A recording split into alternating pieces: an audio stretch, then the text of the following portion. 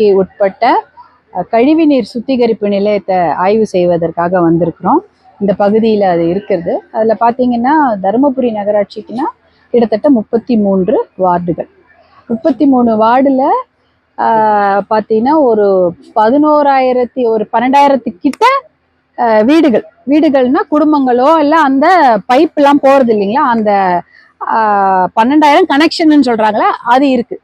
12,000 கனெக்ஷனில் கிட்டத்தட்ட 5,900 கனெக்ஷனுக்கு மட்டும்தான், அதாவது இந்த கழிவுநீர் சுத்திகரிப்பு பைப்பு போடப்பட்டு அந்த வழியா வரக்கூடிய கழிவு நீர் இந்த சுத்திகரிப்பு நிலையத்துல வந்து, அதாவது 19 வார்டில் இருக்கக்கூடிய 5,900 வீடுகள்ல இருக்கக்கூடிய கழிவு நீர் அந்த டிச்சோ கால்வாயோ அது வழியா வந்து இங்க இருக்கிற சுத்திகரிப்பு நிலையத்துக்கு வருது. இந்த சுத்திகரிப்பு நிலையம் பாத்தீங்கன்னா ஒரு கிட்டத்தட்ட 4,4 லட்சம் லிட்டர் கழிவு நீரை இந்த சாக்கடையை சுத்திகரம் செய்யக்கூடிய அளவுக்கு இது கெப்பாசிட்டி இருக்குது. ஆனா இப்ப நம்ம 5,900 வீடுகள் சொல்றோம் இல்லையா, 5,900 வீடுகளோ கனெக்ஷனோ எதுவா இருந்தாலும் அதுல வர 19 வார்டுல இருக்கிறது மட்டும்தான். 19 வார்ட்ஸ்ல இருக்கக்கூடிய இந்த சாக்கடை 5,900 வீடுகள்ல இருந்து வரக்கூடிய இந்த சாக்கடை நீர் இந்த சுத்திகரிப்பு நிலையத்துல வந்து சுத்திகரம் பண்ணி வெளியில போகுது. அதுக்கப்புறம் வெளியில வந்தப்புறம் அதுல குளோரின் நீரின் சேர்த்து அதை சுத்தம் பண்ணி திருப்பி கொண்டு போய் சனத்குமார் நதியில கலக்குறாங்க. இதுதான் இதோட வேலை. அப்படி யோசிச்சு பாருங்க, இருக்கிற 33 வார்டுல 19 வார்டுல இருக்கக்கூடிய வீட்டுல இருக்கக்கூடிய சாக்கடை தண்ணி மட்டும்தான் இங்க ப்ராசஸ் ஆகுது. எது? தர்மபுரி சுத்திகரிப்பு நிலையத்துல.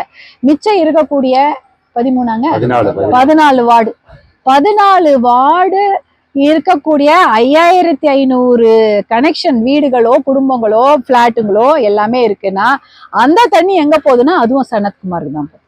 சனத்குமார் நதிக்கு போகுது. என்னது? ராமக்கால் ஏரிக்கு. இப்ப ராமக்கால் ஏரிக்கு போகுது. அதாவது இங்க சுத்திகரம் பண்ண தண்ணிய சனத்குமார்ல போகுது. அதே போல இந்த சுத்திகரிக்கப்படாத மிச்சம் இருக்கிற தண்ணி பாருங்க 14 வார்டுல இருக்கு, அதுவும் திருப்பி இங்கதான் இந்த இதுக்கும் ராமக்கால் ஏரிக்கும் போயிட்டு இருக்கு. அப்பனா நீர்நிலைகளுக்கு சாக்கடை தண்ணி தான் போயிட்டு இருக்கு. சாக்கடை தண்ணியை நல்ல நீர்நிலைகளில் கலப்பது என்பது சட்டப்படி குற்றம். அதுல தர்மபுரியும் விலக்கில்ல. நகராட்சியின் நிர்வாகத்துல என்ன பண்றாங்க, சாக்கடை தண்ணியை கொண்டு போய் நல்ல தண்ணியில கலக்குறாங்க. அது சட்டப்படி குற்றம். இந்த குற்றத்தை எல்லாரும் செஞ்சுட்டு இருக்கிறாங்க தர்மபுரி நகராட்சி உட்பட்ட. அப்படி பாத்தீங்கன்னா ஃபைன் போட்டிருக்கிறாங்க. யாரு? நம்மளுடைய மாசு கட்டுப்பாடு வாரியம் ஃபைன் போட்டிருக்கிறாங்க. இது வரைக்கும் அதுவும் கட்டப்படல. ஃபைன் போட்டு நீங்க கழிவு நீரை கொண்டு போய் நல்ல தண்ணியில கலக்குறீங்க, அதனால அதை தடுத்து நிறுத்தணும்னு ஃபைன் போட்டிருக்காங்க. ஆனா அதை ஃபைன் கட்டல. அதுக்கு என்ன ஒரு திட்டத்தை கொடுத்துருக்குறாங்கன்னா, இப்போ இதே பகுதியில இன்னொரு சுத்திகரிப்பு நிலையத்தை கட்டுறாங்க. அது பாத்தீங்கன்னா இதை விட கொஞ்சம் பெருசு. அதாவது 5 லட்சம் சாக்கடை கழிவு 5 லட்சம் லிட்டர் சாக்கடை எம்எல்டி, அதாவது million litre per day. 5 point something வச்சுங்களேன், 5.2 எம்எல்டினா 5.2 மில்லியன் லிட்டர் பர் டே. அதாவது 5,4 லட்சம் லிட்டர் சாக்கடை தண்ணிய சுத்திகரிப்பு செய்யறதுக்கு இன்னொரு சுத்திகரிப்பு நிலையம் கட்டிட்டு இருக்கிறாங்க. 2 வருஷமா கட்டுறாங்க. இன்னும் 2 வருஷத்துல முடிச்சிருவோங்கிறாங்க. அப்படி பண்ணா இங்க 19 வார்டு தண்ணி சுத்திகரிப்பு நிலையம் இருக்கு, சுத்திகரிப்பு பண்ணி போகும். ஒரு பழைய சுத்திகரிப்பு நிலையம் மூலமா புதுசா உருவாக்கப்படுற அந்த சுத்திகரிப்பு நிலையத்துல இன்னொரு அந்த மிச்சம் இருக்கிற 14 வார்டு தண்ணி சுத்திகரிப்பு செய்து அது நல்ல தண்ணியா வெளில போகும். இதுதான் பண்ணணும். அப்போ கிட்டத்தட்ட பாதிக்கு பாதி கழிவு நீர் தான் கலந்து கொண்டு இருக்கிறது நம்ம தர்மபுரி மாவட்டத்தில் இருக்கக்கூடிய நல்ல ஏரிகள்ல. இதான் இன்னைக்கு நடந்துட்டு இருக்குது. அதனாலதான் தர்மபுரி மாவட்டத்துல எங்கேயுமே இருக்கிற டவுன்ல எங்க பார்த்தாலும் ஸ்மெல்லு, எங்க பார்த்தாலும் துர்நாற்றம், எங்க பார்த்தாலும் தெருவிலேயே சாக்கடை ஓடுது, கொசு வருது, குழந்தைங்களுக்கு அடிக்கடி உடம்பு முடியாம போகுது, பெரியவங்களுக்கு மூச்சு திணறல் போடுற எத்தனையோ வியாதிகள் வர்றதுக்கு காரணம் சாக்கடை நீர் தருமபுரி மாவட்டத்துல அப்படியேதான் இருக்கு. சுத்திகரம் பண்ணி அனுப்புறது கொஞ்சம், மிச்ச பாதி சுத்திகரம் பண்ணாம தண்ணியில கலக்கிறது தான். இதுல இன்னொரு குறை என்ன சொல்றாங்க பொதுமக்கள் இந்த பகுதியிலனா, இது இந்த சுத்திகரிப்பு நிலையம் இருக்கக்கூடிய இடத்துல சுத்தி ஒரு 10 ஊர் இருக்கு. அங்க விவசாயம் பண்ணிட்டு இருந்தாங்க, பண்ண முடியல. இந்த சுத்திகரிப்பு நிலையம் இருக்கிறதுனால நிறைய துர்நாற்றம். இன்னைக்குதான் வேலை நடக்குது, எல்லா நாளும் அங்க வேலை நடக்கல. சுத்திகரிப்பு நிலையத்துல வந்து தினமே வந்து வேலை நடக்கல அப்படின்னு சொல்றாங்க. அதாவது சுத்திகரிப்பு நிலையத்துடைய வேலை என்ன? தண்ணிய சுழற்சி முறையில சுத்தி அதுல நுண்ணுயிர் பாக்டீரியா கலந்து அதை நல்ல தண்ணியா மாத்தி குளோரின் கலந்து விடணும். ஒரு கிட்டத்தட்ட 3 நாடு அடுக்கு ப்ராசஸ்.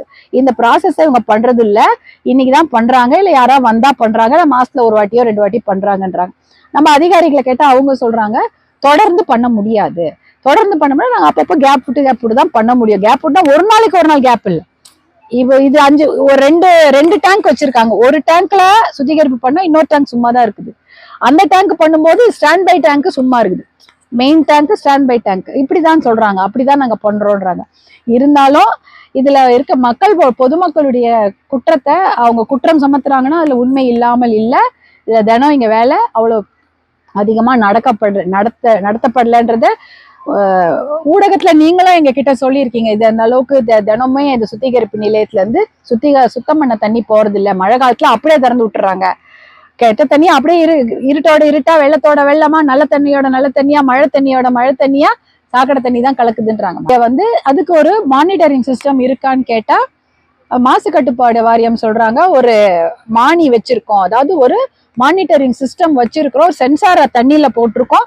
அந்த தண்ணீர்ல சென்சார்ல அது சுத்திகரம் பண்ணிடுச்சா, எவ்வளவு பிஹெச் இருக்கு, அதுல எவ்வளவு பாக்டீரியா இருக்கு, எவ்வளவு ஆக்சிஜன் இருக்குன்னு அது எங்களுக்கு சொல்லும்.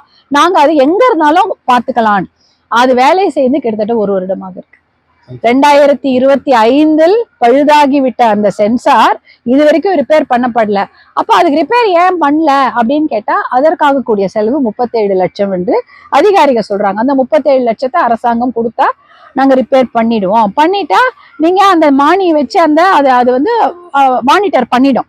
பண்ணி பொல்யூஷன் கண்ட்ரோல் போர்டு, மாசு கட்டுப்பாடு வாரியத்துக்கு சொல்லியிருக்கோம். ஆனா அது இப்ப இல்ல அப்படின்றாங்க. இப்படி பாத்தீங்கன்னா சுத்தி சுத்தி சுத்தி சுத்தி சுத்தி இதனால அது, அதனால இது, இதனால அது, அதனால கடைசியில பாத்தீங்கன்னா அது ஒரு பெரிய விஷய சைக்கிள் மாதிரி. அப்ப யாருமே குப்பையை போடாதீங்க, இல்ல சாக்கடையே கலக்காதீங்க. எப்படி பண்ண முடியும்? மக்கள் இருக்கிறாங்க, இவ்வளவு எத்தனை லட்சம் மக்கள் இங்க இருப்பாங்க.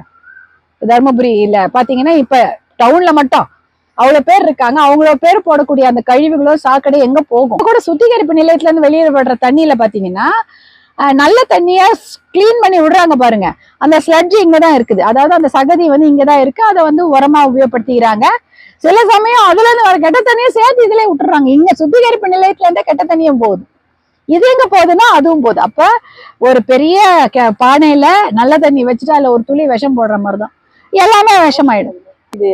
இது ஒரு மிகப்பெரிய, என்ன சொல்றது, இது ஒரு ஒரு ஒரு ரொம்ப வருத்தம் அளிக்கக்கூடிய துரதிருஷ்டமான ஒரு விஷயம்தான். எல்லாத்துக்கும் காசு போயிருக்குது, எல்லாத்துக்கும் வேலை நடக்குது, ஆனாலும் தீர்வு கிடைக்கல. அப்ப இதுக்கு என்ன தீர்வு அப்படின்னா, உக்காந்து இதுக்கு ஒரு நல்ல தீர்வுனா முதல்ல இந்த நிலையத்துல தினம் வேலை நடக்கணும். அதை யாராவது மானிட்டர் பண்ணணும். மானிட்டர் பண்ணாதான் தினம் இந்த சுத்தமான தண்ணிய கொண்டு போய் நம்மளால, சுத்தமான தண்ணியில சுத்திகரிக்கப்பட்ட தண்ணி அதை கொண்டு போய் நல்ல ஆத்துல விட முடியும். ஆத்துல கலந்தா விவசாயத்துக்கோ இல்ல ஆடு மாடுகளுக்கோ இல்லைன்னா ஏதாவது மற்ற நீர் தேவைகளுக்கு அதை நம்ம உபயோகப்படுத்திக்கலாம். சுத்திகரிக்கப்பட்ட நீர் ஆற்றில் கலக்கிறதா என்பதை மானிட்டர் பண்ணணும். அதுக்கு என்ன சிஸ்டம்ன்றத நாங்க யோசிக்கணும். மேகதாட்டு அணை எப்பேற்பட்ட பிரச்சனை, அதனால் தமிழ்நாடே பாலைவனமாகும் என்ற அபாயத்தை முதலில் தமிழ்நாட்டுக்கு தெரிவித்தவரே மருத்துவர் அன்புமணி அவர்கள் தான். இல்லைன்னா அதை பத்தி யாரும் பேசியிருக்கு போல, அது தீர்மானமா ஏதோ சட்டமன்றத்துல ஏற்றிட்டாங்கன்னு எல்லாரும் சும்மா இருந்திருப்பாங்க. ஆனா மேகதாட்டு என்பது மிகப்பெரிய பிரச்சனை, நமக்கு சாப்பாட்டுக்கும் குடிதண்ணீருக்கும் மிகப்பெரிய பிரச்சனை ஏற்பட போகிறது என்ற விஷயத்தை முதலில் தமிழ்நாட்டுக்கு தெரிவித்தவர் மருத்துவர் அன்புமணி அவர்கள் தான். அவருடைய கோரிக்கை, அவருடைய ஆலோசனை தமிழக அரசுக்கு என்னவென்றால், அனைத்து கட்சி கூட்டத்தை கூட்டுங்கள், எல்லாரிடமும் பேசுங்க, அதுக்கு ஒருமித்த கருத்தை உருவாக்கி இதற்கு நம்ம போய் டெல்லியிலயோ இல்லைன்னா மத்திய அரசை போய் பார்க்க வேண்டும். அதை விட முக்கியமான விஷயம், சட்ட முன்னெடுப்புகளை செய்ய வேண்டும். மேகதாட்டு அணை கீழே கட்டிவிட்டார்கள் என்றால் 12,500 ஏக்கர் தண்ணீரில் மூழ்கிவிடும். அந்த 12,500 ஏக்கரும் ஒரு மிகப்பெரிய உயிரி பன்மைய பூங்காக்கள் இருக்கக்கூடிய இடம். 3 மிகப்பெரிய பூங்காக்கள், அதாவது பயோடைவர்சிட்டி பார்க்ஸ் அங்க இருக்குது. புலிகள் காப்பகம் இருக்கிறது, காவேரி வைல்ட் லைஃப் சாங்சுரி அங்க இருக்கிறது. அப்புறம் அந்த மாதிரி நிறைய பிலிகிரி அந்த மாதிரி சாங்சுவரிஸ், வனவிலங்குகள் காப்பகம்லாம் அங்க இருக்கு. அந்த 3 காப்பகங்களும் 3 உயிரி பன்மைய பூங்காக்களும் 12,500 ஏக்கரில் தண்ணீரில் மூழ்கிவிடும் என்ற விஷயத்த நம்ம வெளியில எடுத்து சொல்லி அதுக்கான சட்ட முன்னெடுப்புகளை கேஸை ஃபைல் பண்ணணும். அதே போல மேகதாடு கட்டினா எங்க தண்ணி வராது. இன்றைக்கு நீங்க பார்த்திருப்பீங்க, பாராளுமன்றம் நடந்து கொண்டிருக்கிறது. மேகதாட்டு விவகாரத்தை பத்தி பேசிக் கொண்டிருக்கிறார்கள். முக்கியமான கேள்விகளை எழுப்பியது மருத்துவர் அன்புமணி அவர்கள் தான். அவர் கேட்ட கேள்விக்கு தான் அமைச்சர்கள் பதில் சொல்லிக் கொண்டிருக்கிறார்கள். மேகதாட்டு அணை கட்டப்பட வேண்டும் என்றால் தமிழ்நாட்டிடம், அதாவது கடைமடை மாநிலத்திடம் அனுமதி வாங்க வேண்டுமா வேண்டாமா அப்படின்னு ஒரு கேள்வி கேட்டிருக்கிறாரு. உடனே வாங்க வேண்டாம்னு அவர் சொல்லிட்டாரு அமைச்சர். கடைமடை மாநிலத்தின் அனுமதி தேவையில்லை அப்படின்ற விவாதத்தை 2 நாள் முன்னாடி சொல்றாரு. ஆனா இப்ப இல்ல அப்படி இல்ல அப்படின்னு சொல்றாங்க. இன்னொரு கேள்வி என்ன கேட்டிருக்கிறாங்க, ஆனா சட்டப்படி, தார்மீக ரீதிப்படி மட்டுமல்ல, சட்டப்படி கடைமடை மாநிலத்தின் அனுமதி இல்லாமல் முதல்மடை மாநிலங்கள் எந்த ஒரு கட்டுமான பணியும், எந்த ஒரு படுகை நதிநீர் படிகளை கட்ட முடியாது. அதனால அதை அமைச்சர் சொன்ன தகவல் அது உண்மைக்கு புறம்பான ஒரு தகவல். அடுத்தது இன்னொரு கேள்வி, துணை கேள்வி நிறைய எழுப்பியிருக்கிறாரு. அந்த கேள்வியில டிபிஆர், டீடைல் ப்ராஜெக்ட் ரிப்போர்ட், அதாவது விரிவான தகவல் அறிக்கைய, அந்த திட்ட மதிப்பீடு அறிக்கைய விரிவான திட்ட மதிப்பீடு அறிக்கைய கர்நாடக அரசு எடுப்பதற்கு அனுமதி மத்திய அரசாங்கம் வழங்கிவிட்டதா?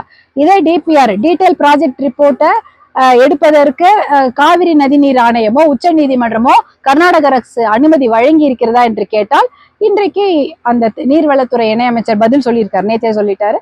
அப்படிப்பட்ட எந்த ஒரு அனுமதியும் மேகதாட்டு விவகாரத்துக்கோ இல்ல அப்படி டிபிஆர், மேகதாட்டு அணை கட்ட வேண்டுமா வேண்டாமா என்ற டீடைல் ப்ராஜெக்ட் ரிப்போர்ட், அதாவது விரிவான திட்ட அறிக்கை மதிப்பீட்டுக்கு கர்நாடகத்துக்கு அனுமதி வழங்கப்படவில்லை என்ற ஒரு பதிலை மருத்துவர் அன்புமணி ராமதாஸ் அவர்கள், பாராளுமன்ற உறுப்பினர் கேள்விக்கு பதில் அமைச்சர் அளித்திருக்கிறார். இப்படின்னா என்ன அர்த்தம்? மேகதாட்டு அணை கட்ட முடியாது, ஒரு செங்கலை கூட அவங்க எடுத்து வைக்க முடியாது. டிபிஆருக்கே அனுமதி இல்லைன்னும் பொழுது அணை கட்ட எப்படி அனுமதி இருக்கும்? அதனாலதான் இவங்க சொல்றாங்க அணை மேகதாட்டு வேணான்னுட்டாங்க. மத்திய அரசாங்கமும் சரி, காவிரி நதிநீர் ஆணையம் சரி, உச்ச நீதிமன்றமும் சரி, எந்த அறிக்கைக்கும் அனுமதி கொடுக்கலங்கிறாங்க. அப்புறம் எதுக்கு மேகதாட்டு பத்தி நம்ம பேசிட்டு இருக்கணும்? எதுவும் தேவையில்லை. மேகதாட்டு நோ நீட் மேகதாட்டு, அவ்வளவுதான்.